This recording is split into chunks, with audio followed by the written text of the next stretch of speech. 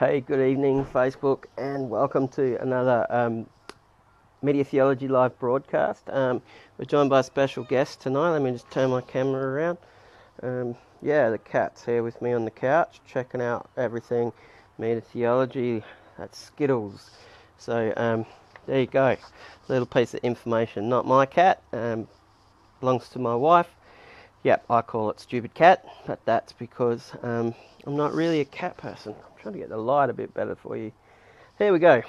So tonight, again, I wanted to touch on the Media Theology Toolkit and talk about the first area that I mentioned that I unpack when it comes to thinking through how to evaluate our ministries, Christian ministries, in the modern contextual setting that we live in. And so that first area that I talked about was cultural value systems. And so, as I mentioned last night, the way the toolkit works is it sets up a number of what are called lines of tension and asks you to think through where do you think your particular activities in your ministry fit along those lines of tension. So in terms of cultural value systems, the two main things that I feel put in tension here are community and technology. Now, I really need to reinforce again that this is not to say one is valuable and the other one is invaluable. It's just to say often these two things compete against each other and pull things in different directions. And so it's more about thinking, well, what am I really trying to do in this space? So in terms of the lines of tension that we see in this community technology space, I'm going to start from the bottom and move up in terms of my list because it might help you understand it a bit more. So the first two things that are in tension are participation and consumption. So when you're called to participate in something and give something and be involved in something, it costs something of you. Whereas consumption is really about getting something very quickly without much cost. So often our consumption does cost us, but we're actually happy to pay that price because it gives us what we want very quickly. To help you think about this particular thing, for instance, in another example, if we were talking about music, well, to sit down and play the piano and sing with people together is more of a community side of the tension, whereas to put on a CD is more of the consumptive side. Doesn't make one better than the other, it just means there's different values. So in the CD you're going to get a perfect performance every time you put that CD on. With the piano you might not, depending on the quality of the player, but it doesn't bring other elements that push towards community. It brings convenience and consumption in that space. So moving up then, out of participation, it brings, like I've already touched on, a sense of engagement. People are called to be a part of what's going on and actively contribute in what's going on. Even in the music example, you know, if you're there in the room, you're called to either listen and be involved and probably come over and sing or respond to the people that are singing. Whereas with the CD or the music on record, it can be more of a distractive kind of thing. You're just distracted. You're not really, you know, you've got so many songs on your iPod anyway that what's one more song and why do you really need to listen to that one more song? So it's just another one of the many. It's not got a level of uniqueness in what's coming through there. Complexity then and efficiency. So when you're talking about people participating in an action of engagement, there's going to be lots of complexity. You know, you're going to sing different parts. Is it one piano part? What if someone pulls out their trumpet? You know, there's all these things that come together and make things very complex to be dealing with. Whereas on a technological perspective and pushing at the technology end, it's really about efficiency. So making sure that song is available all the time in the same way so that everybody that wants it can get it.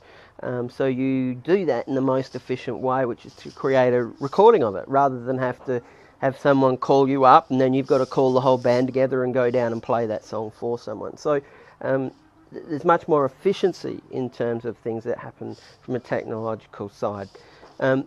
Next thing is about interconnectivity against productivity. So it's all about, if you've got complexity, if you've got all these things going on, you've got to be mindful of how all the different parts might fit together, and you've got to be very flexible and fluid and have the sense of connection above the sense of just getting the perfect end product. Okay, so you've got the whole band kind of playing together, and everybody's got to be aware of each other and those connections with each other and understand what each person's doing to enable the performance to be of a good standard. Whereas with productivity, well, if we think about the music example again, well, when you go into a studio to record things, normally you break the band apart, and each individual does their part when they're required. So the drums will do their part, and then the guitars or the bass will do their part, and it's all then put together and built into the song. And so it's much easier to get the drums to do their part correctly and right when they're not thinking about everybody else that's in the band, and the same for the bass guitar.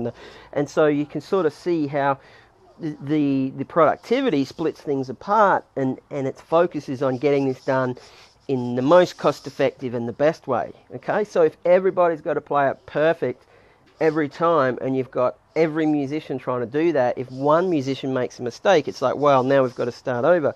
Whereas, if you've got just the drummer and just the drummer makes a mistake, well, then he's got to do his part again. But if everybody else does their part right, they're fine to move on to the next part. So that's the productivity side of things. And then the final other tension part within this is relationship and the individualism. So often technology enables us to flourish as individuals, and we do need to flourish as individuals. It's, like the music that we create, we can take with us because we love it and it's a favourite song of ours. It's our choice of song. It's a song we want to listen to, and then particularly when you think about putting it on iPods and things like that, we can sit on the train, sit on the bus, sit wherever we might be, and we can play the music that we want to listen to, and we don't have to have somebody else's choice of music forced upon us. So it really serves us in an individual way. Now that's, again, please don't hear this as just a negative thing, because I do think we do need to also flourish as individuals. But against this is that sense that, when you've got the whole band together and they're having to play live and they're having to do everything together, and the relationship is so important. And having been in bands myself, it never surprises me when like there's a band that breaks up, or they stop touring because of unresolvable differences or whatever it might be, because the relationship side is so important. And once that's broken and irreparably broken, then it's very, very difficult for that group to come together and create something like music that's got to have a level of unity to it, that the group needs to be unified to be able to do that in some ways. Whereas if that group breaks up and you've got a recording of their CD, then you will, or CD or track or whatever, you've got that, and there's no reason that can't give you that crisp, pure performance every time, even though the band itself is no longer. So look, I don't expect you to get this all from my first little ramble over it. I'm happy for you to have a think and a chew, and don't forget, ask any questions that you might want us down below. Again, it'd be great if you could share or tag someone that you think might be interested in pondering some of the stuff that's here.